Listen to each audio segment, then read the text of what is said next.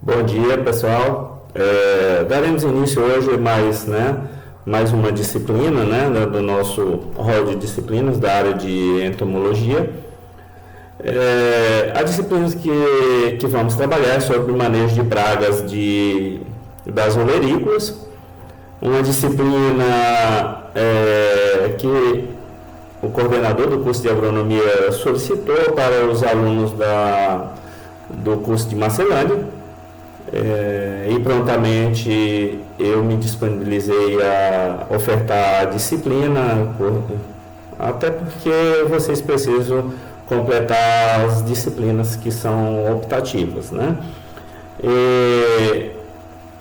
Então, claro que não temos só alunos de Marcelândia matriculados, com certeza. Vamos tentar, pessoal, trabalhar o melhor possível, já que a gente teria aulas práticas e devido ao agravamento da pandemia, até as aulas práticas elas foram retiradas e será tudo ofertado de forma online, dificultando essa questão prática, que é extremamente importante quando a gente fala de olerícolas, né? Já que o ano inteiro a gente tem olerícolas no campo, com problema de pragas, com problema de doenças, e seria extremamente importante a gente trabalhar a questão prática, mas infelizmente não será possível. Então, iremos mostrar o maior número de fotos ou vídeos que possa contribuir para que vocês entendam, não é a mesma situação de você levar a campo para ver a planta, ver o problema em loco, né? Mas vamos trabalhar no que é possível. Bem, é um prazer, né? A gente já se encontrou outras vezes, tivemos manejo de pragas das frutíferas, quem fez entomologia agrícola comigo, entomologia geral, então já me conhece. Então, a turma de Marcelândia, a gente trabalhou a parte de manejo integrado de pragas das frutíferas, né? Então, pessoal, quando a gente fala de manejo de pragas das olerícolas, a gente vai trabalhar, claro, hoje à tarde teremos uma aula para apresentar o plano de curso, né, quais as culturas que iremos trabalhar.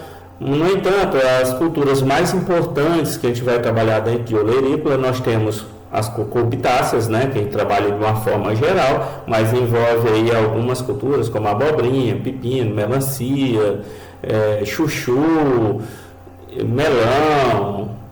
Então a gente tem uma variedade grande, né, de abuxa, né, que a gente conhece bem. Então, uma variedade de espécies que estão inseridas dentro das cucurbitáceas, algumas cultivadas, outras não.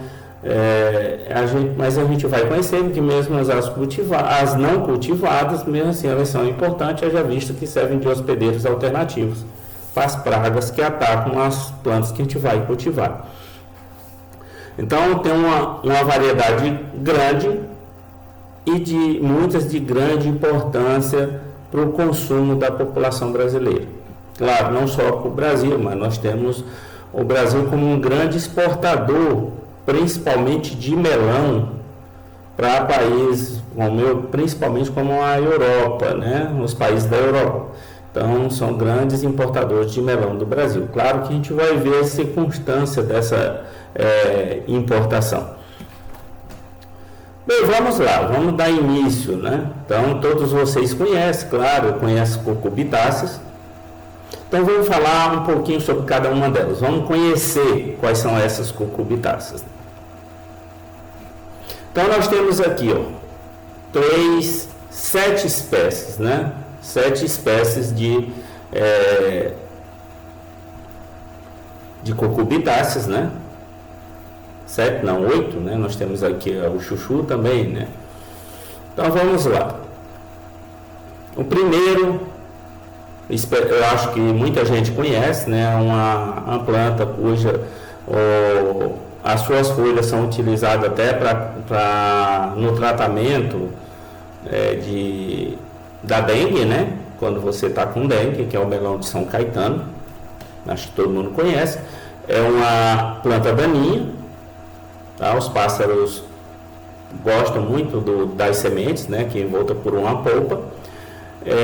Só que essa espécie, ela é hospedeira, né? Hospedeira das mesmas pragas que atacam as cucurbitáceas. Então a gente tem que ter muito cuidado quando a gente vai cultivar para não ter essa planta próxima à tua área de cultivo. Então eu coloquei o melão de São Caetano aqui, conhecido como Momocardia charantia. Por quê? Porque serve de hospedeira intermediária. Então teremos que ter cuidado para não ter ela próxima, causando problema.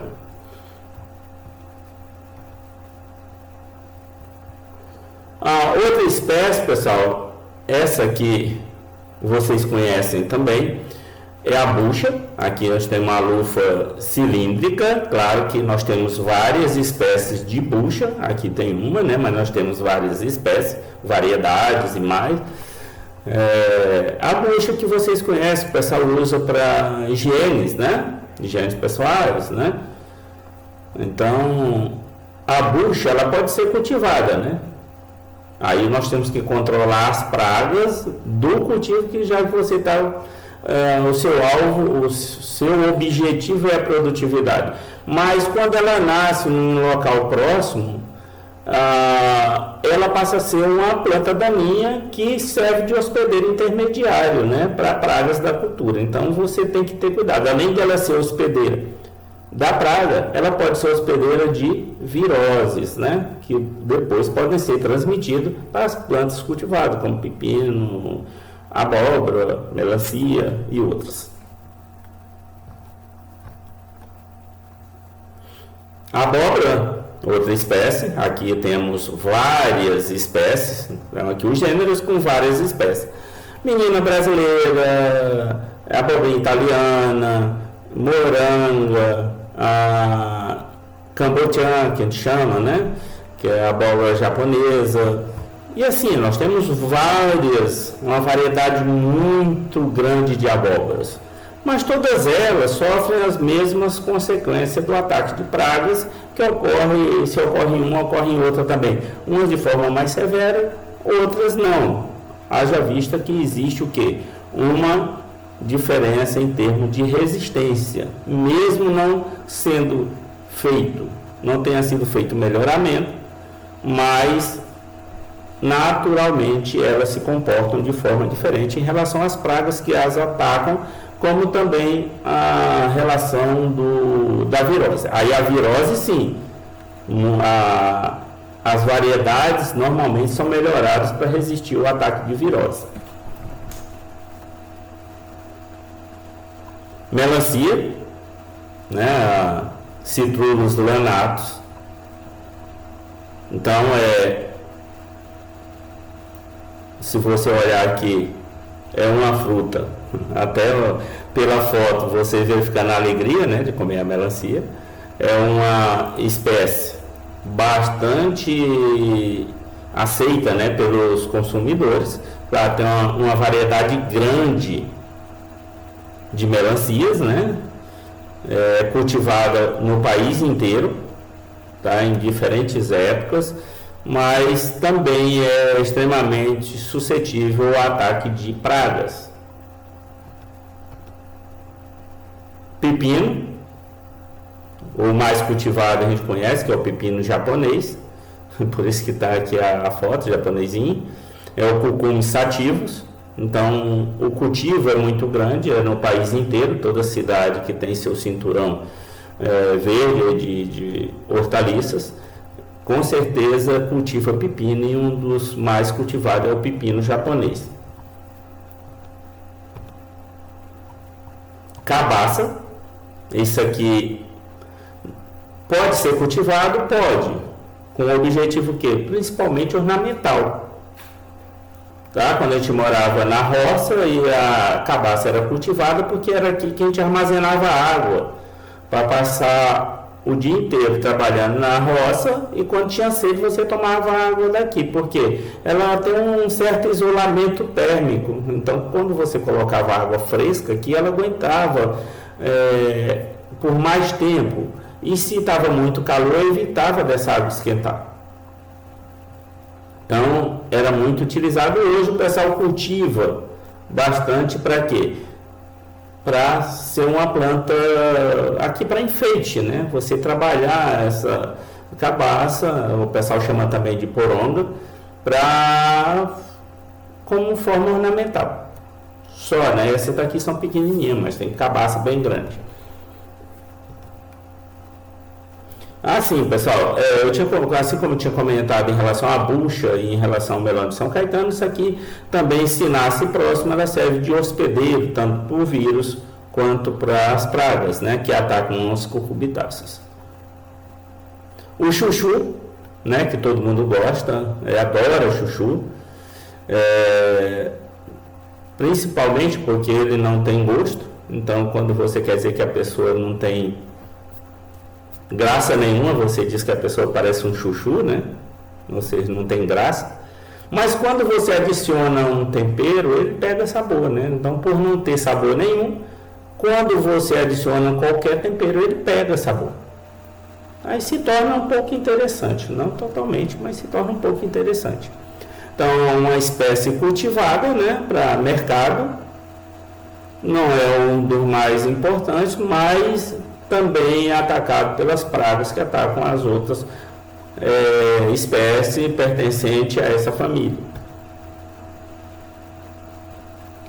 Beleza, pessoal, a gente viu aqui quais são as principais espécies cultivadas e não cultivadas que têm importância para a gente que cultiva cucurbitáceas. A importância econômica, só para vocês terem ideia, as cucurbitáceas representam cerca de 20% do volume de hortaliças comercializadas no Brasil. 20% das hortaliças cultivadas no Brasil. Aí a gente tem alface, que é muito cultivado. Nós temos as solanáceas, que são bastante cultivadas, ou seja, tomate, pimentão, berinjela, jiló e pimentão. Então, esses têm um volume grande, né? A alface e as solanáceas têm um volume muito grande. Mas nós temos aqui as cucurbitáceas com um volume de comercialização extremamente grande, que chega a 20% das hortaliças. Para um bom manejo, deve-se fazer o quê? As pragas danificam as plantas desde a semeadura até a colheita. Então isso aqui é algo que eu tenho que ter muito cuidado, porque a gente tem problema desde a semeadura, ou seja, pragas que podem atacar a semente, assim que você colocou no solo, quando a semeadura é direta, tá? Direta no solo, ou quando estão em viveiro.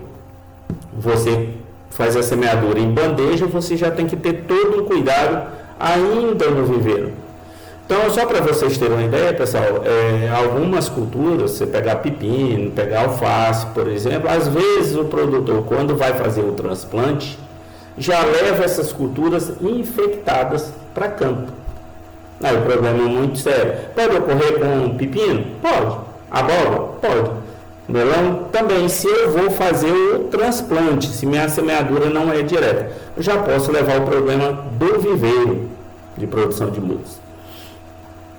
Para um bom manejo, deve-se fazer um monitoramento constante das plantas. Ou seja, quando eu trabalho com olerícolas, as hortaliças, vamos dizer assim, você já tem que ter o cuidado,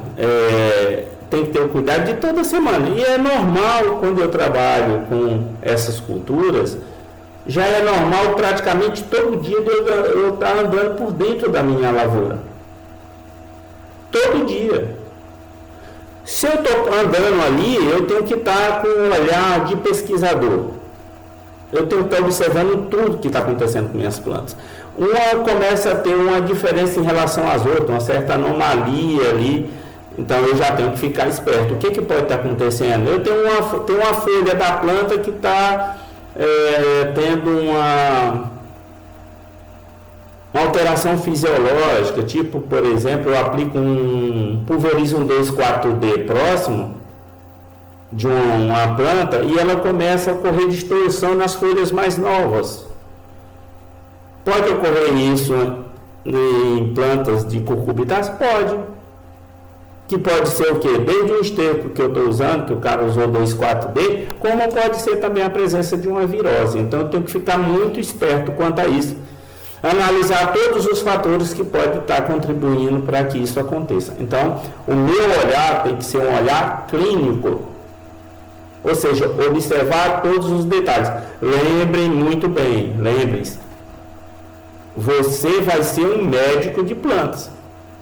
Só que o teu paciente não conversa com você.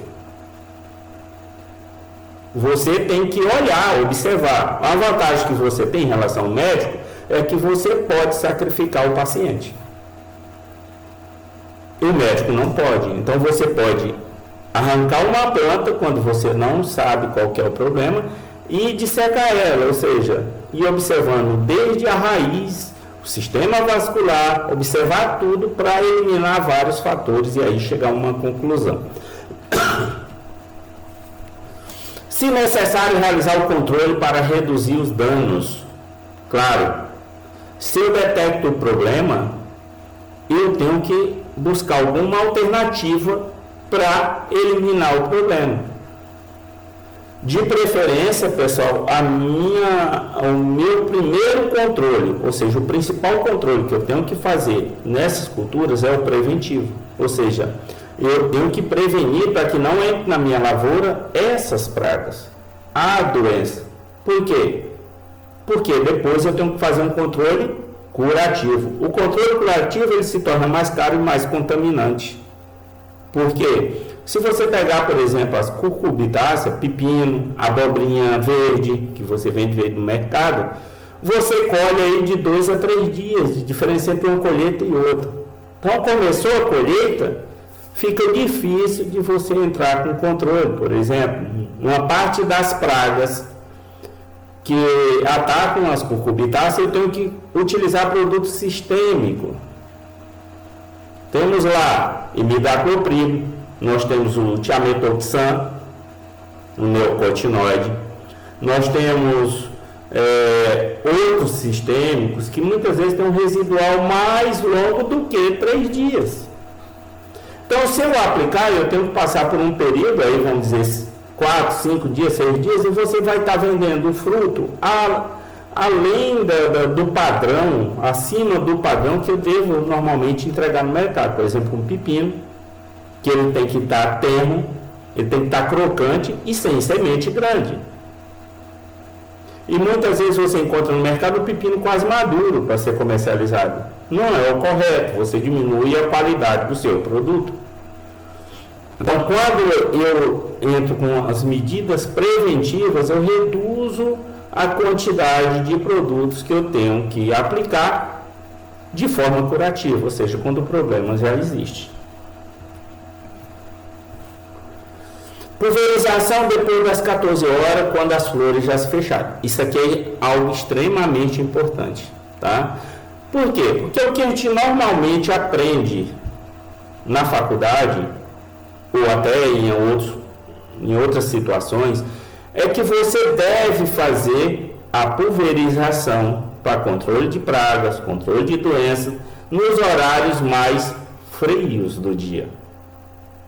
Quais são os horários mais frios? No início da manhã e mais para o final da tarde, tá? Neste caso das cucurbitáceas, o horário da manhã você deve evitar, porque as flores estão abertas. Se as flores estão abertas, elas precisam dos insetos polinizadores para ocorrer a polinização cruzada. Se não ocorrer essa polinização, essas flores serão abortadas, incluindo os frutinhos já pequenininhos. Se eles forem fecundados, os frutos continuarão em desenvolvimento. Se não for, eles caem. E reduz o que? O pegamento de frutos. Então, de preferência, a partir das 14 horas, ou seja, 14 horas ainda é muito quente. Se pegar esse período que a gente está, que tem menos sol e mais tempo nublado, você até pode fazer isso. E com muito cuidado, se o tempo estiver muito preparado para a chuva, você tem que evitar de aplicar. Porque esse produto, após ser aplicado, o tempo mínimo que a gente pede que não ocorra chuva é de 3 horas. Se você verificar que por um período de 3 horas, com certeza não vai chover, você entra com a aplicação. Isso a campo aberto. Se você estiver usando estrutura de proteção, como por exemplo uma casa de vegetação, uma estufa, você pode aplicar 16 horas, 17 horas, quando baixar, claro, porque se pegar 14 horas, com certeza vai estar muito mais quente até do que no ambiente externo, mas você pode aplicar qualquer hora lá para o final da tarde, porque não vai molhar lá dentro. Você está molhando só a parte do sistema radicular da planta, já que usa às vezes um sistema de gotejo. Beleza, cuidado com os insetos polinizadores, que a gente já tinha comentado. Então, é algo que eu tenho que me preocupar, porque é meu agente polinizador. Eu preciso dele para aumentar a minha produtividade. Aqui, pessoal, só para a gente ter uma ideia, ó, que pode ocorrer, por exemplo, aqui é pepino. Isso aqui foi colega professor que montou um trabalhinho de aula prática, né? Então os alunos faziam a disciplina, tinham que cultivar alguma cultura e fazer um relatório sobre essa cultura. E eu estava em minha sala, o aluno chegou e disse: professor, pode dar uma olhada? Porque eu adubei minhas plantas, eu estou molhando tudo certinho e os frutos estão murchos. O que pode estar acontecendo? O fruto estava murcho. Nesse caso, desse fruto que eu peguei, era possível observar o problema, já que tinha um buraco para o meio externo. Mas o outro fruto que ele levou para mim não tinha nenhum buraco para o meio externo e o fruto estava murcho. Qual o problema? Eu estava com um canivete, vamos abrir aqui porque com certeza está cheio de larvas de uma mariposa, né? A broca das cucurbitáceas. Ele disse: professor, mas não tem nenhum buraco no fruto. Ele disse: não tem nenhum buraco, por quê? Quando a mariposa coloca os ovos, geralmente ela coloca o ovo dentro da flor. Dentro da flor. E aí, quando a flor está aberta, então coloca lá no período da manhã. Quando essa flor murcha, o ovinho, ela fecha, o ovinho eclode, a lagartinha entra ali no mesmo local da flor, ela entra. Só que o fruto ainda está tenro, a lagartinha muito pequenininha, ela entra e o fruto cicatriza. E a lagarta vai desenvolvendo por dentro, e quando ela está preparada para se transformar em pupa, ela faz um buraco e sai. Aí você começa a ver o sintoma. Então, pessoal, quando você está cultivando essas culturas, muitas vezes elas começam a atacar o fruto ainda muito pequeno. Então, se você vê o fruto amarelando, ainda pequenininho, ele está pequeno, já dê uma olhada, pega um canivete, abra, porque muitas vezes já tem lagartinha ali dentro. Então, aparecer o primeiro sintoma, você já tem que entrar com medida de controle. Mas eu vou controlar com o quê? A gente vai ver um pouco mais para frente, a gente vai falando da parte de controle, mas nós temos produtos que a gente pode utilizar para fazer o controle dessa praga, né? Ou evitar que ela cause um problema muito maior. Tá. Nós vamos falar primeiramente, pessoal, de uma praga conhecida como pulgão. Com certeza vocês já ouviram falar. E se você tiver um pé de limão no quintal, você estiver cultivando uma couve no quintal, se você tem outras culturas ali no quintal, rosa do deserto também, orquídeas, e aí vai, né? Vocês já viram o problema que dá o ataque de pulgão. Citros é certeza. Tá? Então, pulgão, aqui no caso nós colocamos aqui uma espécie, nós temos várias espécies que atacam, a principal está aqui, já que nós temos muitas lavouras e tal, essa espécie ela vem se aumentando a importância muito em hortaliça, apesar da espécie determinar aqui que ela é muito mais importante numa cultura, e onde ela foi descoberta inicialmente, tá? Que é a cultura do algodão. Então nós temos aqui a Apis gossypii, que vem de Gossypium, que é o gênero do algodoeiro, que é o Gossypium hirsutum. Certo? Então, uma coisa que acontece muito, pessoal, entre os profissionais é confundir pulgão e mosca branca. Muitas vezes pulgão e cochonilha. Então é algo que eu não posso cometer erro, porque o meu diagnóstico correto é importante para o meu controle eficaz. Então, o pulgão ele pertence à ordem Hemiptera. Que outros indivíduos pertencem à ordem Hemiptera? Nós temos a cochonilha, percevejo, cigarra, cigarrinha, todos eles, mosca branca, todos eles pertencem à ordem Hemiptera. Todos eles são indivíduos sugadores, ou seja, indivíduos que sugam a seiva da planta. Tá? Aqui nós temos como pertencente à subordem Sternorhyncha. Isso aqui depende do livro que você pegar, vai estar escrito essa subordem. Ordem, subordem. Antigamente, ou na maior parte dos livros, você vai encontrar como ordem, subordem Homoptera. Era Hemiptera heteróptera e Hemiptera homoptera. Heteróptera, os percevejos, e Homoptera, o restante, né? Agora nós temos Sternorhyncha e Archenorhyncha. Ou seja, e Heteróptera. Ou seja, agora, principalmente no livro de entomologia agrícola, está dividido em 3 subordens. Mas não está errado falar que é Heteróptera e Homoptera. Família, Apididae. Então você olha aqui, Apis, Apis gossypii, vem de Apididae, da família Apididae. Então o pulgão é extremamente importante. Então, se você olhar, você vai ver aqui, pessoal, ó, pulgão com asa, e esse aqui é o principal responsável pela disseminação, ou seja, principalmente se você pegar ali setembro, as primeiras chuvas, vamos dizer assim. O que acontece nas primeiras chuvas? Elas vêm com vento.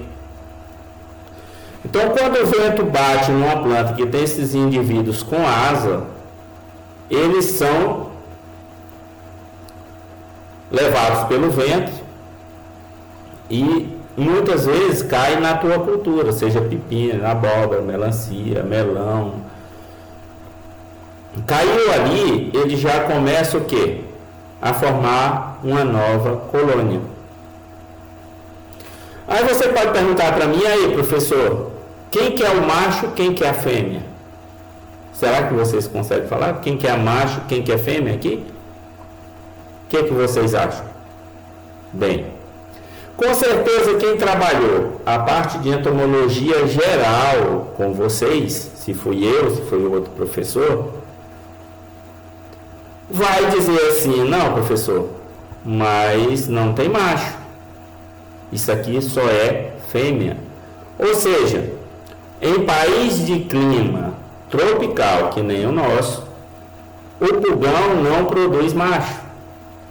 Ele se reproduz de forma partenogenética, telítica, ou seja, só gera fêmeas. Esse indivíduo não coloca ovo, então você não vai ter esse indivíduo na fase de ovo nem fase de pupa. Só vai ter ninfa e adulto, 2 fases. Se você olhar aqui, você vai ter indivíduos de várias gerações, ó. A vez primeiro insta, segundo insta, terceiro, e vai ter indivíduo quarto insta e adulto. Tá? Então, os adultos estão aqui, ó. Se você olhar, tem uma estruturinha escura aqui no final do abdômen, é conhecido como cornículo ou sifúnculo, que para alguns indivíduos serve para liberar alguns tipos de feromônio. Tá, mas voltando. Quando esse indivíduo aqui, ele voa, que ele senta na tua cultura, ele começa já a colocar ninfas, porque não coloca ovo. Esse indivíduo não coloca ovo. Se alguém pedir para você localizar ovo de pulgão, ele está sacaneando com você. Então, não coloca ovo, já coloca ninfas. E elas começam a se alimentar. Qual que é um problema? Muitas vezes esses indivíduos adultos, quando eles chegam na tua cultura, eles já estão carregando uma carga viral, uma virose. E ao se alimentar das plantas, eles já começam a transmitir.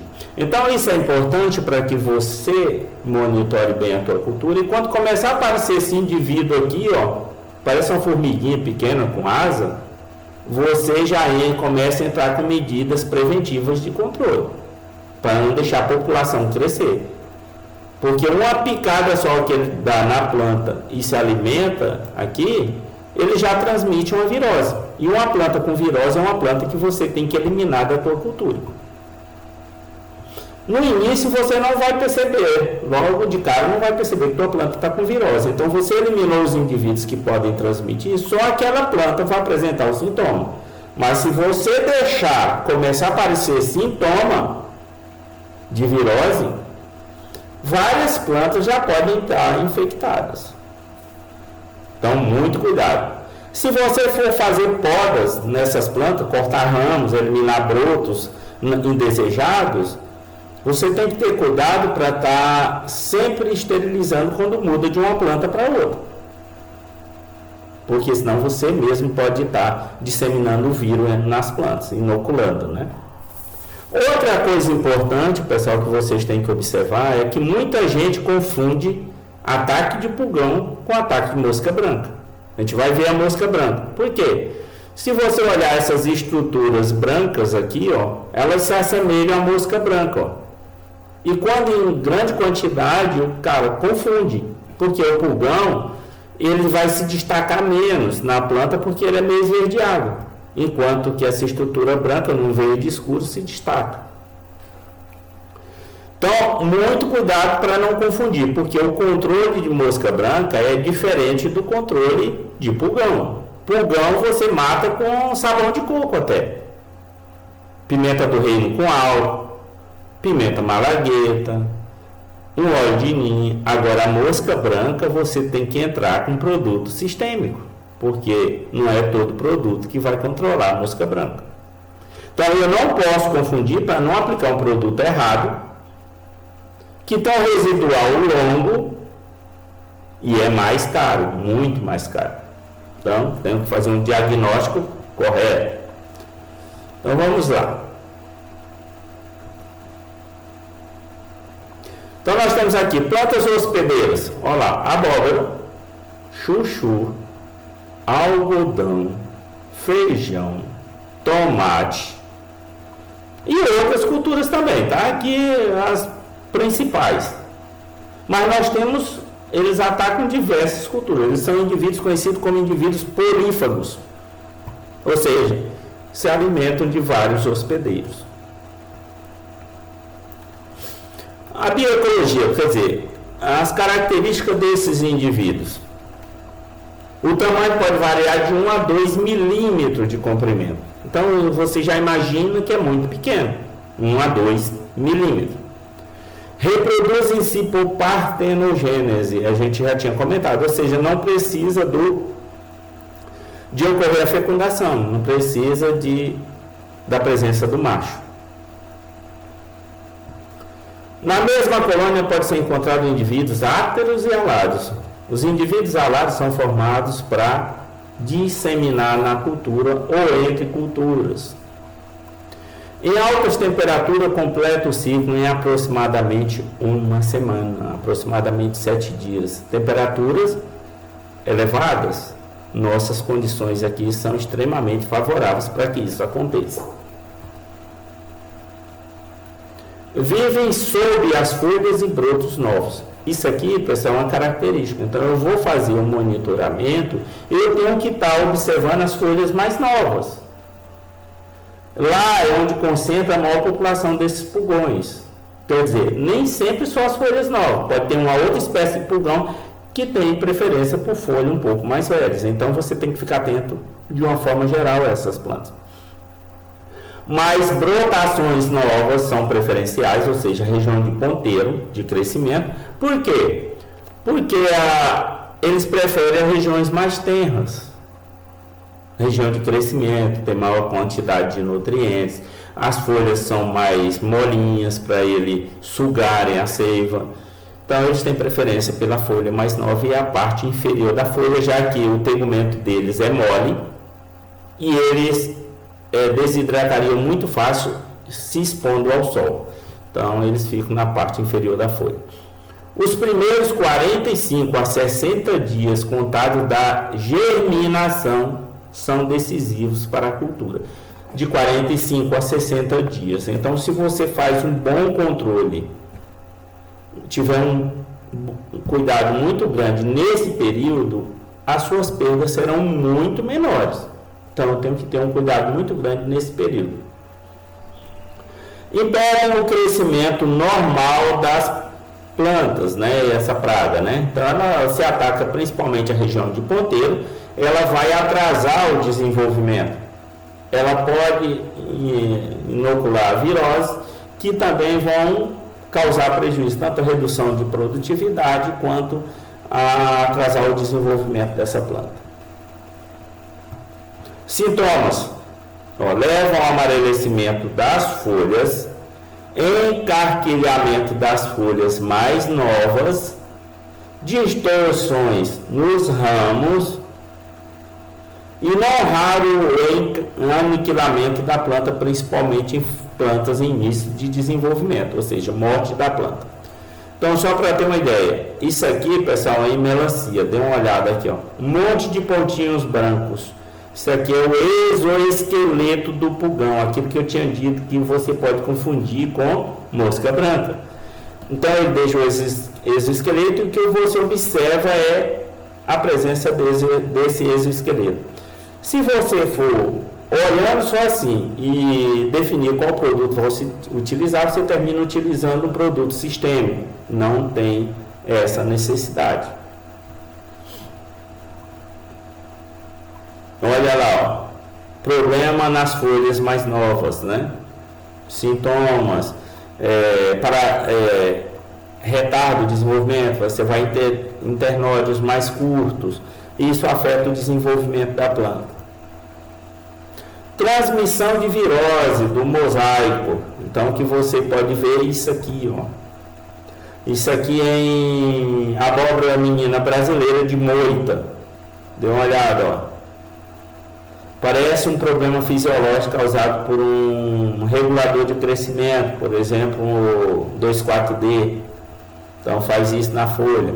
Ácaro branco também faz isso na folha, mas é um sintoma causado por virose. Uma planta que começar a apresentar esse sintoma, você tem que arrancar ela, enterrar ou destruir de outra forma. Mas não pode só pegar e arrancar e jogar fora, tá? Que ainda serve de fonte de inóculo por um determinado tempo.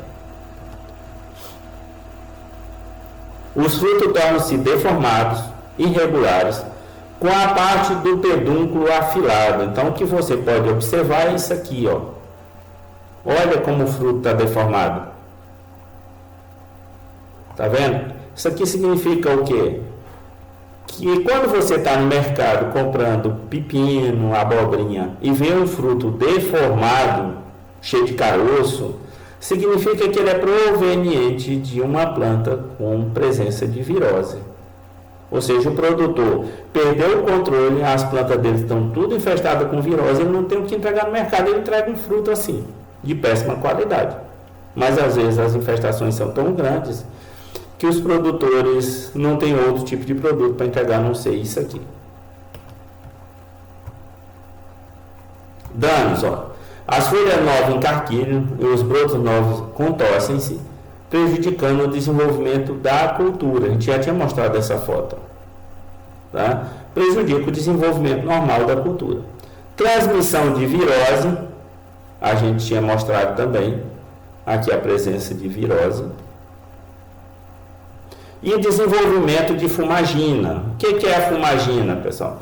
Quando o pulgão, mosca branca, cochonilha se alimentam, uma parte da seiva que elas absorvem, que elas ingerem, passa pelo trato digestório normal, onde são absorvidos os nutrientes.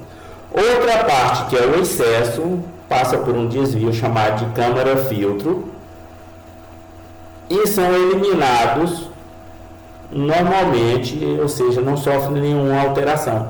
Então, essas seivas são o quê? Açúcares. Esses açúcares são meio de culturas adequadas. É um meio de cultura adequado para o desenvolvimento de um fungo aproveitador, um fungo que não é parasita. Então, ele só cobre a folha se alimentando do açúcar que está ali. No entanto, ao cobrir a folha, ela não faz fotossíntese. Se ela não faz fotossíntese, ela termina sendo abortada da planta. O que eu devo fazer para controlar o pulgão? Isso aqui é algo que eu devo resolver, né? Porque começou a aparecer pulgão, eu já tenho que tomar as medidas. A primeira medida se chama controle mecânico. Condições climáticas adversas, como chuvas, mantém a população de pulgões numa densidade menor. Mas a gente sabe que cubitácea a gente planta não só no período de chuva, a gente planta em qualquer época do ano. E no período seco a condição é mais favorável. Controle biológico através de parasitóides e predadores presentes na área. Principalmente predadores naturais, né? Aqueles que já existem no local. Então, o que é que eu devo fazer? Tentar ao máximo aplicar produto que não seja agressivo aos inimigos naturais, que chama de produtos seletivos.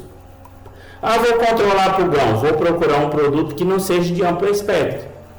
Um produto natural, tá? Por exemplo, óleo de nim, um sabão de coco e outros, né, que eu posso eliminar sem precisar passar um piretroide que mata tudo. E aí os inimigos naturais, quando eu passo um produto que não afeta ele, o inimigo natural, ele aumenta a população e aí me ajuda a fazer o controle dessa praga naturalmente. Nós temos joaninhas, também são predadores. Nós temos aqui a vespa, que é parasitóide, e nós temos as joaninhas, que são predadores eficientes de pulgões.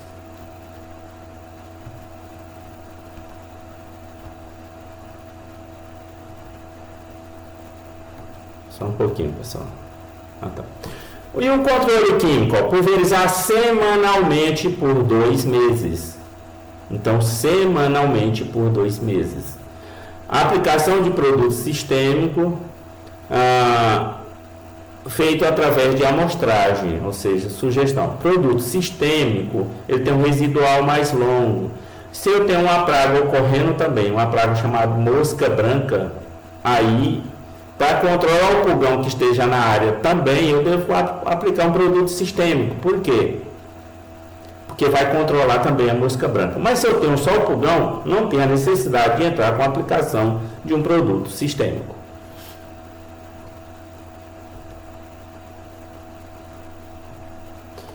Primeiro 15 a 20 dias após a emergência, quando a planta tiver com aproximadamente 6 folhas, ela vai estar assim.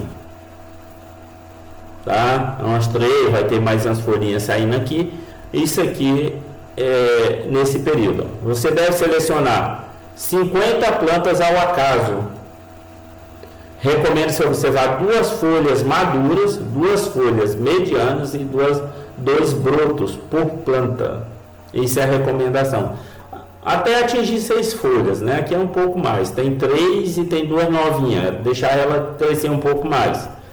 Então, recomenda-se pegar 2 folhas de cada região. 2 folhas maduras, 2 folhas medianas e 2 brotos.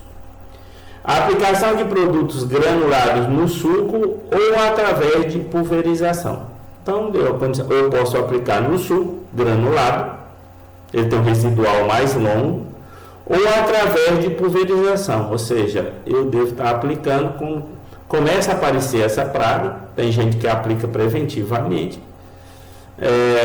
por esse período que a gente falou lá. A aplicação de produtos alternativos é extremamente recomendável. Você precisa ter esses produtos já no teu local de cultivo. Então você aplica ele provavelmente de forma preventiva. Então eu pego aí 2 vezes por semana e faço a aplicação desse produto preventivo para eliminar alternativo para eliminar qualquer problema, ou seja, que as pragas tomem conta. Quando a população está grande, não adianta eu entrar com preventivo, com alternativo. Eu tenho que entrar com outro produto para reduzir a população a um nível muito baixo. Tá, pessoal, nós vamos parar por aqui, deixar só sobre o pulgão, depois nós vamos entrar falando das brocas, que são importantes também para a cultura das cucurbitáceas. Tá? Então, até o próximo vídeo, eu agradeço a todos e muito obrigado.